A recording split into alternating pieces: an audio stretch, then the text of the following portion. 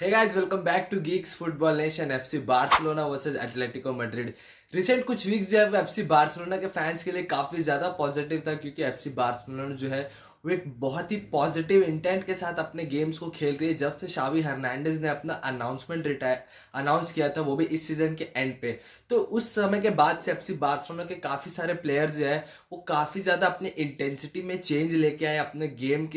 Game के approach में change लेके आए हैं और इवेंचुअली जो है वो गेम में अपने गेम्स में गोल भी कम कंसीड कर रहे हैं और चांसेस भी ज्यादा क्रिएट कर रहे हैं। कुछ प्लेयर्स की बात करें जो सबसे ज्यादा स्टेप अप किया है वो एफसी शावी हर्नांडेज के अनाउंसमेंट के बाद से, वो है रॉबर्ट लेवांडोस्की, राफिनिया और इकाई गुंडोगन जैसे प्लेयर्स हैं जिन्होंने रेस्पॉन्सिबिलिटी लेकर के गेम्स को खेलना शुरू कर दिया है और यंगस्टर्स को भी काफी ज्यादा मोटिवेट कर रहे हैं। अगर बात करें यंगस्टर्स की, तो पाउ कुबार्सी और लामिन यमाल जो है वो पिछले 3-4 गेम से जो है वो लगातार एक स्टेटमेंट दे रहे हैं कि वो टीनेजर्स होने के बावजूद भी एफसी बार्सिलोना जैसे जो one of the biggest football club से इस दुनिया में, उनके उनके उस टीम को वो कैरी कर रहे हैं, उस टीम के सारे बोझ को जो है वो उठा रहे हैं, वो स्टेप अप कर रहे हैं डे इन डे आउट। जो है पाउ कुबार्सी के ऊपर आप टोटली डिपेंड कर सकते हो। One of the best striker जो पिछले 2-3 सीजन से चल रहे थे, जो विक्टर ओसिमेन को चैंपियंस लीग में पाउ कुबार्सी 17 साल के बच्चे ने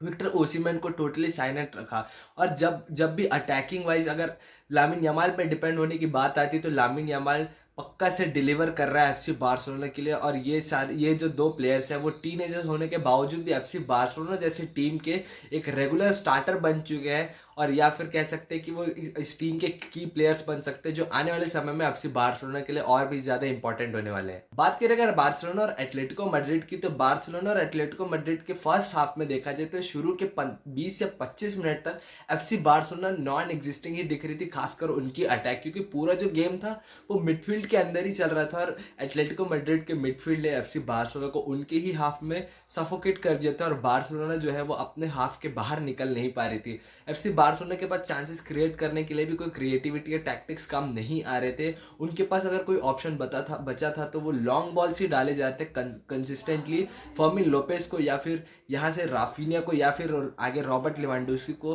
वो लेटरल बॉल्स डाले जा रहे थे, ओवर द टॉप बॉल्स डाले जा रहे थे, जो कि बार्सिलोना उसको भी कंट्रोल करने में फेल होती नजर आ रही थी। और अगर कंट्रोल हो भी रहा था तो एटलेटिको मैड्रिड के जो मिडफील्ड है वो टोटली एफसी बार्सिलोना को सफोकेट कर रहा था। काफी समय से एफसी बार्सिलोना जो चीज को लैक कर रही थी वो एटलेटिको मैड्रिड के गेम में वही चीज एफसी बार्सिलोना ने दिखाया और अपना गेम भी उसी बल पे जीता, और वो था मोमेंट्स पे खेलना है। एफसी बार्सिलोना जो है उनका प्लेइंग स्टाइल में अपने काफी सारे वीडियोस में ये चीज को मेंशन करते आ रहा हूँ कि एफसी बार्सिलोना का प्लेइंग स्टाइल जो है वो पोजेशन बेस्ड गेमिंग है, यानी कि वो पोजेशन होल्ड करके रखेंगे पूरे मैच में जितना हो सके उतना, और धीरे धीरे बैक लाइन से अटैक बिल्ड करते हुए सामने आते हैं। लेकिन एफसी बार्सिलोना कोई चीज सालों से लैक करती आ रही थी, तो वो मोमेंट्स पे खेलना है। और वो मोमेंट्स में खेलना ये होता है कि जहां पे सामने वाली टीम छोटा सा भी एरर कर रही है तो वहां पे उसको पनिश करना। और एफसी बार्सिलोना ने एटलेटिको मैड्रिड वाले गेम में और नेपोली वाले सेकेंड लेग के गेम में भी ये चीज दिखाई कि वो अब मोमेंट्स पे भी खेल सकते हैं, वो अब ट्रांजिशंस पे भी खेल सकते हैं। और सेम बात यहीं पे जहां पे एफसी बार्सिलोना की पूरी अटैक फर्स्ट हाफ में एकदम से नॉन एग्जिस्टिंग दिख रही थी, वहां पे रॉबर्ट लेवांडोस्की को इके गुंडोगन ने एक पास देते और रॉबर्ट लेवांडोस्की एक बहुत ही बेहतरीन पास डालते जुआओ फिलिक्स को, और जुआओ फिलिक्स वहां से इवेंचुअली गोल स्कोर कर देते हैं। और मतलब वो it had to be him, जहां पे जुआओ फिलिक्स को इतना हेट मिल रहा था मेट्रोपॉलिटानो में पिछले 2-3 दिनों से, जब से इस मैच की हाइप बन रही थी, और जुआओ फिलिक्स ही गोल स्कोर करते हैं एफसी बार्सिलोना के लिए। पिछले कुछ सालों से एफसी बार्सिलोना से काफी सारे फैंस की कंप्लेन ही यही थी कि बॉक्स के अंदर जो है वो प्रेजेंस ही नहीं रहती प्लेयर्स की। लेकिन अब जहां पे जुआओ फिलिक्स का गोल स्कोर हुआ था, वहां पे देखोगे जब रॉबर्ट लेवांडोस्की कट बैक कर रहे थे तो वहां पे बॉक्स के अंदर कितने प्लेयर्स प्रेजेंट थे। और जुआओ फिलिक्स का नेचुरल गेम स्टाइल ही वही है कि वो फॉल्स नंबर 9 या फिर कह लो फॉल्स स्ट्राइकर के रोल में निभाते हैं। जब भी स्ट्राइकर अपने पोजीशन से हटते हैं तो उसकी जगह लेते हैं जुआओ फिलिक्स, वो उनका नेचुरल गेम है। और इसीलिए जब रॉबर्ट लेवांडोस्की गोल के लिए कट बैक कर रहे थे तो वहां पे जुआओ फिलिक्स मौजूद थे नंबर 9 पोजीशन में, और इवेंचुअली एक अच्छा फिनिश भी दिया और एफसी बार्सिलोना को वर्ल्ड इन अब भी लेके गए।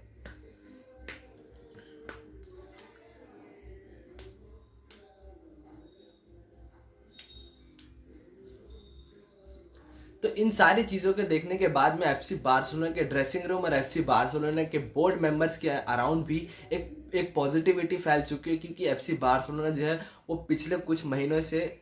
थैंक गुडनेस काफ़ी ज़्यादा अच्छा खेल रहे हैं और डेफिनेटली जो सीनियर प्लेयर्स हैं उन्होंने रेस्पॉन्सिबिलिटी ली है, जैसे किकिया गुंडोगान, रॉबर्ट लेवेंडोव्स्की और कुछ भी प्लेयर्स है, सर्जियो रोबर्टो जो है, इन्होंने स्टेप अप किया और एफसी बार्सिलोना की रेस्पॉन्सिबिलिटी को उठा रहे हैं। टीनेजर्स के ऊपर एक बर्डन नहीं है और काफ़ी सारे फैंस इस चीज़ को भी बार बार मेंशन भी कर रहे हैं और इसका मजाक भी उड़ा रहे हैं कि टीनेजर जो है वो एफसी बार्सिलोना को अब तक कैरी कर रहे थे, चाहे वो लामिन यमाल हो, चाहे वो पाउ कुबार्सी हो, चाहे वो विक्टर रोके हो या फिर और भी कोई प्लेयर्स हो। लेकिन अब बात ऐसी है कि एफसी बार्सिलोना के प्लेयर्स जो है वो स्टेप अप कर रहे हैं और पॉजिटिविटी ये है कि नेक्स्ट टू नेक्स्ट जो है वो एफसी बार्सिलोना को जो अभी चैंपियंस लीग में टाइम मिला वो पीएसजी है, तो पॉजिटिविटी है ज़रूर। और एफसी बार्सिलोना के प्लेयर्स ने भी ये कहा है और एफसी बार्सिलोना के कोच शावी हर्नांडिस ने भी कहा है कि PSG is no weak team but positivity is there, यानी कि पॉजिटिविटी है कि वो यहाँ से कुछ मैच इवेंचुअली जीत सकते हैं। फर्स्ट लेग में भी नहीं तो कम से कम सेकेंड लेग जो रिटर्निंग लेग होगा वो स्टैडियो ओलंपियाको में होगा, यानी कि एफसी बार्सिलोना के होम स्टेडियम में होगा। तो there is positivity and there is good feeling कि एफसी बार्सिलोना यहाँ से क्वार्टर फाइनल जीत के सेमीफाइनल्स या फाइनल्स तक जा सकती है। तो hope so FC Barcelona definitely ये जो लेग है पीएसजी के अगेंस्ट जीत के सेमीफाइनल्स में एडवांस कर जाएगी। तो with that being said guys, video पसंद है तो लाइक ज़रूर करना और अपने फुटबॉल फ्रेंड्स के साथ शेयर ज़रूर करना, और अगर अभी तक सब्सक्राइब नहीं किया है तो सब्सक्राइब करना मत भूलना। अपन जल्दी से मिलते हैं नेक्स्ट वीडियो में, तब तक के लिए stay safe, stay healthy, bye.